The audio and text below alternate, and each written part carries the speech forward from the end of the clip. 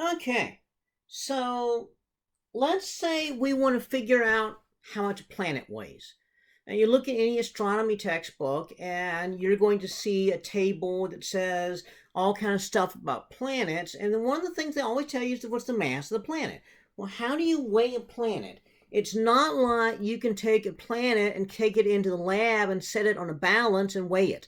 Okay, so that's not how you would do it. So what you do is you remember how we figured out the orbits there with the Earth and with the about the Earth around the Sun. Same thing can work with planets and moons. So you got a moon orbiting around a planet here, and so you would say that what happens is that the gravitational force provides the centripetal force. And so that means that the centripetal force, we'll call the mass of the moon little m, mass of the planet big M. So mv squared over r equals g little m big M over r squared. That r cancels with that r, the m's cancel. We know that v is going to be 2 pi r over the period. So if I plug that in, we get 4 pi squared r squared over period squared equals gm over r. And so we do a little algebra here, and we find that the mass of the planet is going to be 4 pi squared r cubed over t squared. So this is how you'd find the mass of a planet. Okay, well, in the 1600s, Galileo Galilei, early 1600s, published in about 1610, published a treatise in which he explains his observations. He was making this little small telescope, and he saw moons around Jupiter, and then by the mid 1600s, Christian Huygens had discovered moons around Saturn. And this was a major discovery right there. And then later 1700s, they discovered the planet Uranus, and shortly after they had the planet Uranus discovered, they found it had moons.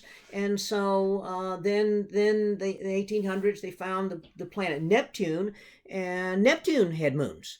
And so they real quickly, once they were able to figure out on average how far Earth was from the sun, then they could start triangulating on the planets to figure out the distance of the planets.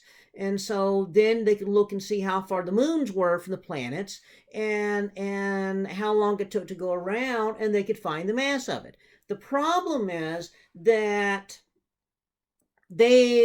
Mercury and Venus had no moons at all, and they had not seen any moons around Mars. And so we had no idea. We knew these other planets were giant compared to Earth, because we kept getting masses that were like 100, 200, 100, 300 times bigger, and yet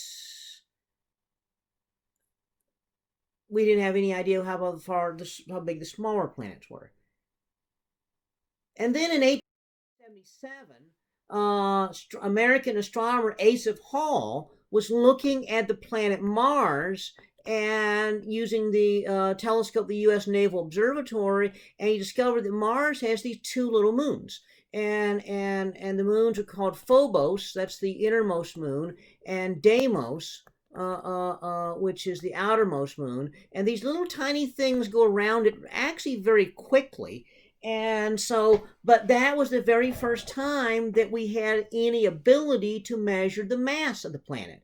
So we're going to look at Phobos. Phobos, the innermost of Mars's moons here, has an orbital period of 0.319 days. And so we want that to be in seconds. So we know that each day is 86,400 seconds. So this comes out to be 27,560 seconds.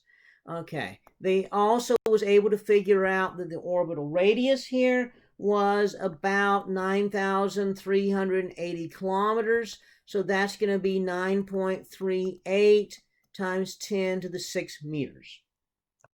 So now we already derived, the mass of a planet is 4 pi squared r cubed over gt squared. So that would be 4 pi squared times the 9.38 times 10 to the 6 meters cubed divided by 6.67 times 10 to the minus 11 Newton meter squared per kilogram squared times the 27,560 seconds squared. And so if you work all that out, comes up with a mass of 6.43 times 10 to the 23rd kilograms, which is actually very close to the actual measurements. Now, it's a little bit off in that digit, but then if you notice that that is where we're rounding to, that's our least significant figure right there, which is why it's off in that spot. And so this is how you weigh a planet. Because in fact in astrophysics, this is how you weigh stars, how you weigh galaxies, pretty much how you weigh everything. And so you have to look at orbital motion and work it out backwards. There are a couple other little things that play into this that make it a little more complicated. That's beyond the level of this class, but this does get the idea across.